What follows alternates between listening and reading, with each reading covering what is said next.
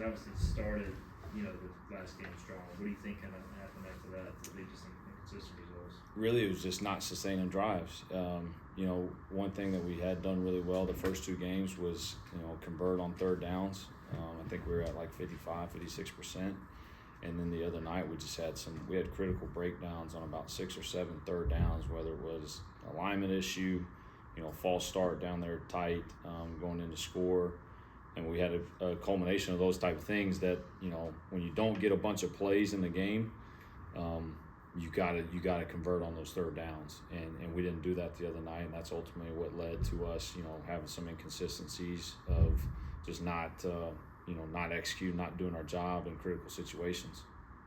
And like rewatching, it seemed like it was kind of maybe quarterback missed a play or running back here, O-line there. Like it was just one little thing on every play. Yeah, that's kind of what it felt like.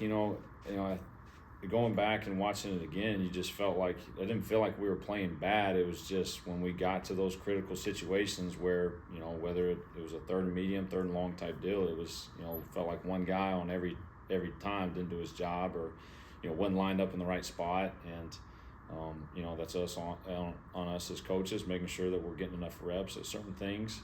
But also there's accountability with the kids too. They know that what their job is and they gotta go do it. So it's a culmination of everything. But yeah, that's what it felt like going back and watching it again. You see Jake grow up a little bit in that game, and he had the late pick, which really hurt. But during the game, it seemed like he was, he'd come up a level. Yeah, he was calm, cool, collected the whole time, which is how he's always been. I thought he played really well. I thought he made great decisions. Everybody's looking at the interception, and it's one of those deals. The kid made a nice play. He fell off a deep post, and I've seen Jackson Dart throw that interception. I've seen Matt Corral throw that interception on a deep over route that we're trying to throw. And so it's unfortunate for a game that I thought he played really well, made good decisions. He's got to protect the ball a little better, when things break down in the backfield. But for the most part, I thought he was really clean. When things do break down, and there's a scramble drill type of thing, how's Jake doing there, and how much do you guys work on that part of it? Yeah, we work it every day in individual. Anytime that we're working pocket movement type stuff, somebody's banging at the ball because you're going to have guys around you. As good as we're protecting right now, for the most part, you're going to have guys swiping at the ball, and the ball is the program, and we got to die with the ball. And so when guys get around us, he's got to protect. He's got to keep 2 hands on it. There's just a couple times he got loose the other night, and the ball popped out, and luckily he was able to fall right on it. But, it's something that he's done a great job with, but we got to continue to work it because it's going to continue to come up in games.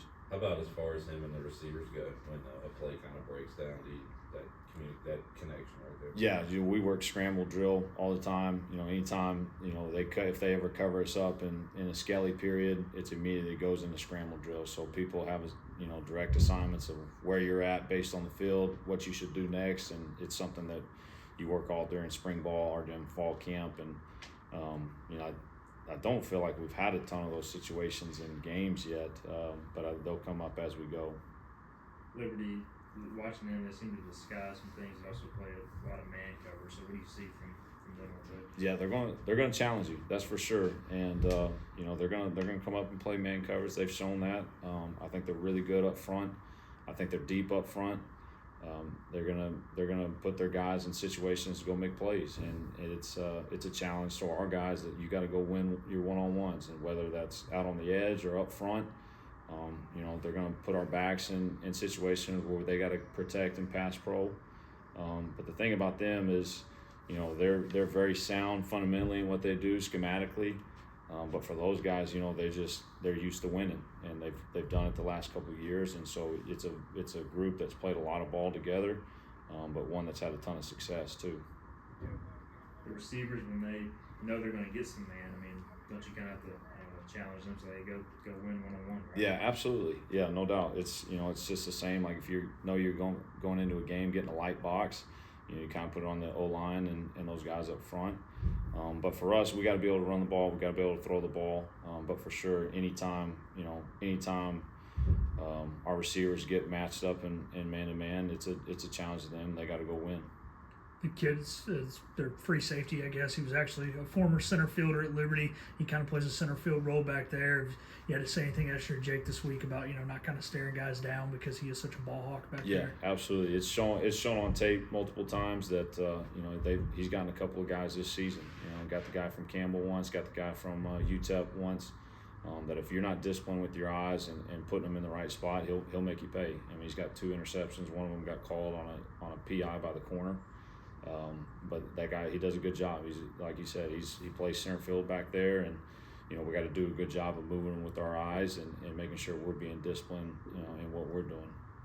How do you address the drops? I mean, that's been a huge problem, but we saw a few. What do you say about those? Catch the ball. No, I mean, it is what it is. Like you said, it hasn't been an issue. I feel like since we've been here, all spring, fall camp, caught the ball well. And there was a couple of them that, it was a bang play.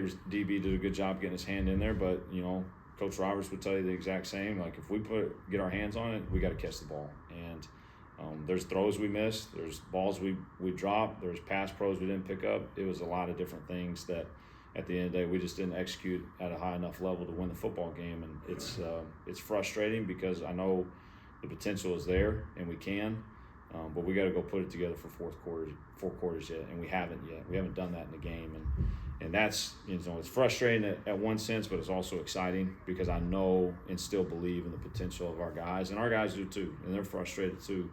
And so I'm excited for when they click, it'll click and it'll look how we want it to look. One factor that I'm sure is tempo. Great start this last Saturday, but does it get a little hard to sustain that for 4 quarters when you're going so fast and just kind of, not as much time in between snaps? No, I mean, we're used to it. We're built for it. We do it every day in practice. There are certain situations, though, where, whether it's a dead ball situation or a third down deal where we need to slow it down and make sure we're getting the right personnel or the right play. But no, it's something that, if we're snapping the ball, we're trying to do it, at a good clip. And so I don't think that's an issue for us as far as just sustaining it. We've done it ever since we've been here. It's the first thing we talk about. Chase in particular, has had a bit of up and down start after missing a lot of time. Y'all had to kind of say anything to him, pick him up a little bit? No, I mean, he's a younger guy, but he's played ball. He played a lot last year, and so it's just him just kind of recentering and just, again, I think kind of a little bit how it was ODU. He's just maybe trying to do a little too much because he wants it, and like all of our guys do. They all want to do well. They all want to be successful, but just understanding, like, what you are is enough. Like, Chase Sowell has enough talent to just go out and do his job and execute, and just not trying to do too much, and just having him settling in, just like everybody else, just settling into this deal and getting a feel for just game by game how to play. There was one couple in one particular Chase where he had his hands on it, but it came in about 100 miles an hour. Do you have to tell Jake to maybe throw a change up instead of a fastball? No, we grip it and rip it. That's the game plan for him. So no, we got to put the ball in a little better spot. But if like I said earlier, if the ball is near those guys, and Coach Roberts, he would echo my same sentiments. Like, if that ball's in the area, we got to catch it. Are you pretty happy with the personnel, like rotation-wise, 3 games in? How do you kind of feel about that? No, it's been good. I think this last game we didn't do as good a job as we had the first 2 as far as rotating guys as it got later in the game. And part of that was just because the lack of snap count. The snap count hadn't got real high, but still, we had a couple of long drives early in the game where it kind of, I think it wore some guys out, where we could have done a better job subbing and getting some guys in the game. And we got guys that deserve to play more.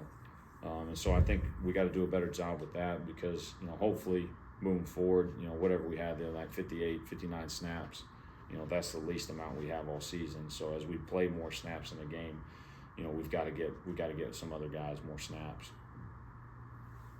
Anything else from Coach? Thank you, Coach.